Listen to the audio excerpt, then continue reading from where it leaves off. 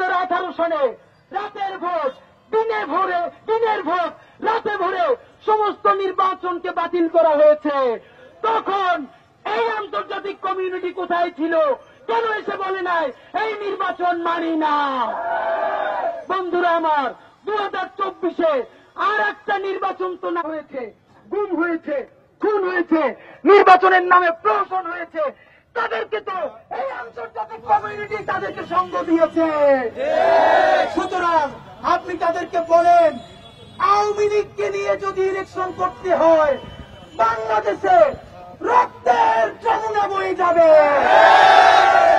2000-এর মতো শহীদ, 50,000-এর অধিক অন্ধ পঙ্গু, তাদের বাবা মা ভাই বোনের রক্তের কসম মাহে রমজানে এই ভলুদাদার ভাইয়েরা, আমার ভাই, আমার বোন রূপ হোসেন, রিয়াগো, আনাস, ওয়াসিম, মুগ্ধের রক্তের কসম, আমাদের গায়ে এক ফোঁটা বিন্দু রক্ত থাকতে খুনি আওয়ামী লীগকে আমরা পুনর্বাসন করতে দিব না।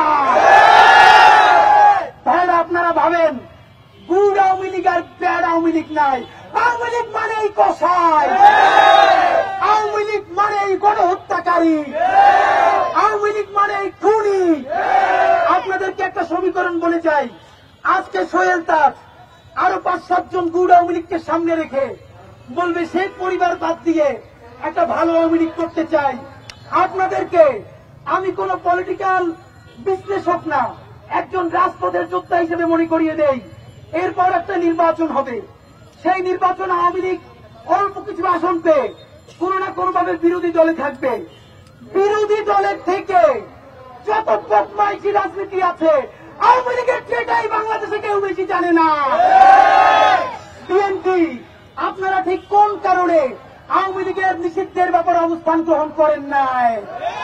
জামাতে ইসলামী কোন প্রেসক্রিপশনে আওয়ামী লীগ নিষিদ্ধের ব্যাপারে স্পষ্ট বিবৃতি দেন নাই? এখন পর্যন্ত রাজনৈতিক দল হিসেবে এনসিপিকে দেখেছি তারা আউট অ্যান্ড আউট বলেছে আওয়ামী লীগকে নিষিদ্ধ করতে হবে। আমার আপনাদেরকে জানাই, 2.5 বছর বিএনপি ক্ষমতায় থাকবে, 2.5 থেকে 3 বছর। এরপরে আওয়ামী লীগ বিরোধী দলে থেকে ভারতকে সাথে নিয়ে, ইসরায়েলকে সাথে নিয়ে এমন ষড়যন্ত্র করবে 3 বছরের মাথায় বিএনপিকে লাথি মেরে ক্ষমতা থেকে সরিয়ে দিবে। তারপরে কি হবে ভাইয়েরা? সেই আওয়ামী লীগ আর একটা 111 হোক, ভারতের প্রেসক্রিপশনে হোক, কোন না কোনভাবে ক্ষমতায় এসে 2000 শহীদ, তারা তো কবরে চলে গেছে, তাদের বাবা মা ভাই বোনকে কচু কাটা করবে। 50,000 আহত, প্রত্যেকটা ধরে ধরে কচু কাটা করবে। সুতরাং আহতদেরকে বাঁচাতে, শহীদদের পরিবার বাঁচাতে, জুলাই যোদ্ধাদেরকে বাঁচাতে, রক্ত থাকতে আওয়ামী লীগ পুনর্বাসন করতে দিব না। ভাইরা আমার, আমাদের ঢাকা বিশ্ববিদ্যালয়ের ভাই বন্ধুরা এইখানে 3টা থেকে অবস্থান গ্রহণ করবে।